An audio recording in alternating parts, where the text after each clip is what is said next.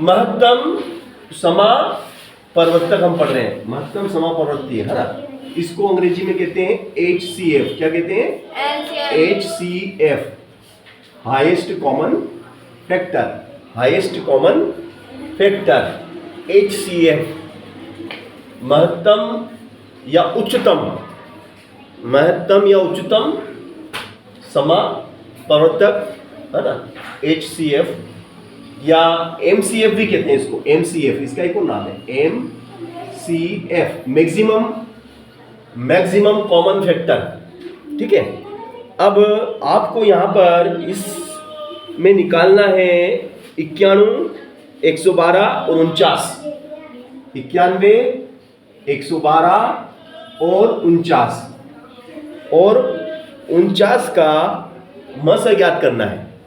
91, 112 और 49 का मस ज्ञात करना है।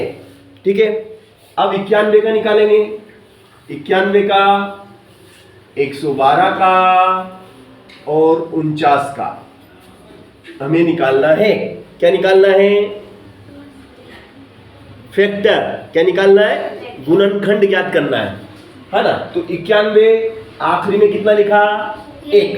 आखिरी में कितना लिखा? 1 लिखा, मतलब 2 के टेबल में 1 आता है क्या? 2 के टेबल में 1 नहीं आता, तो 3 से देंगे इसको, तो 3 के टेबल में 1 आता है क्या? 3 सते 21, 3 सते 21 में 1 आता है, मगर ये 3 से भी नहीं जाएगा, 3 से भी नहीं जाने वाला, क्योंकि आप देखो 3 तिया 9, 3 तिया 9 और 1 रह जाएगा, तो ये 3 से भी नहीं जाएगा, न 5 से जाएगा।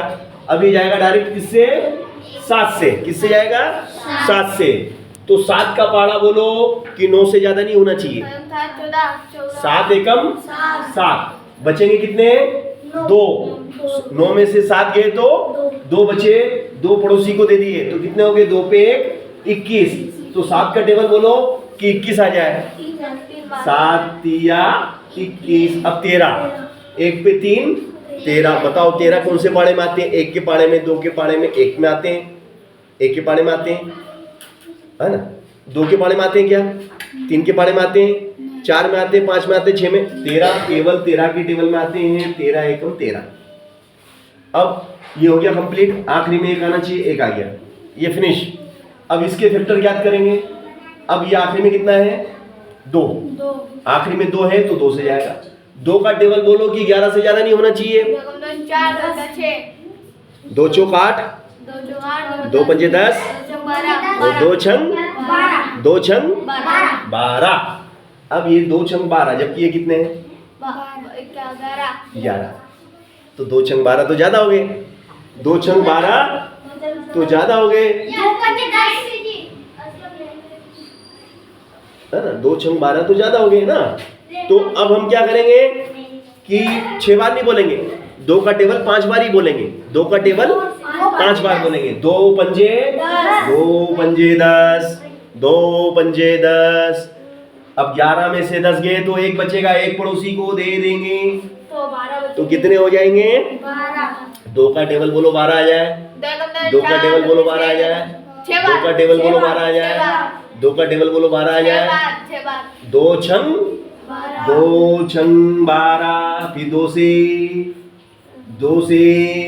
2 का टेबल बोलो 5 आ जाए। 2 दूनी 4, बचेगा 1, इसको दिया। 2 अठी 16, 2 अठी 16, फिर 2 से 2 एकम 2, 2 चौक 8, फिर 2 से 2 सती 14, 7 एकम 7, 7 एकम 7। फिनिश। ये भी फिनिश हो गया। अब ये वाला 49, 4 पे 9, 49 कौन से टेबल में आता है? 4 पे 9 49, 2 के टेबल में नहीं आते, क्योंकि आखिरी में 9 है। 9 49 कौन से टेबल में आते हैं? 7 7 जा 49, 37 49, 7 एकम 7। अब इस तरीके से हमने आपके सामने तीनों के फैक्टर याद कर लिए, है ना। अब ये तीनों के फैक्टर हम क्या करेंगे? अब हम क्या करेंगे? तीनों के फैक्टरों को लिखेंगे। ये 7 है, ये 13 है, ये 2 है, ये 2 है, 2 है, 2 है और 7 है, फिर 7 है और फिर 7 है। अब हमें निकालना, क्या निकालना हमें? मसा, यानी कि महत्तम समापवर्तक या महत्तम समापवर्तक। देखो 1 2 3 और ये इस प्रकार से हमने आपके सामने महत्तम समापवर्त्य ज्ञात किया, वो है 7। यानी कि वह बड़ी से बड़ी संख्या, महत्तम समापवर्तक का मतलब होता है कि वह बड़ी से बड़ी संख्या जिससे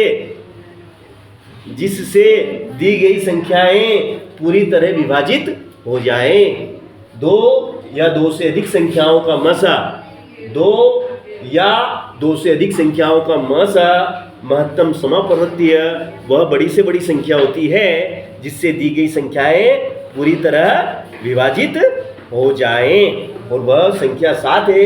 7 का 91 में पूरी तरह भाग जाता है, 7 का 112 में भाग देंगे तो पूरी तरह जाएगा, 7 का 49 में भाग देंगे तो भी पूरा भाग जाएगा। इसलिए 7 ही वह बड़ी से बड़ी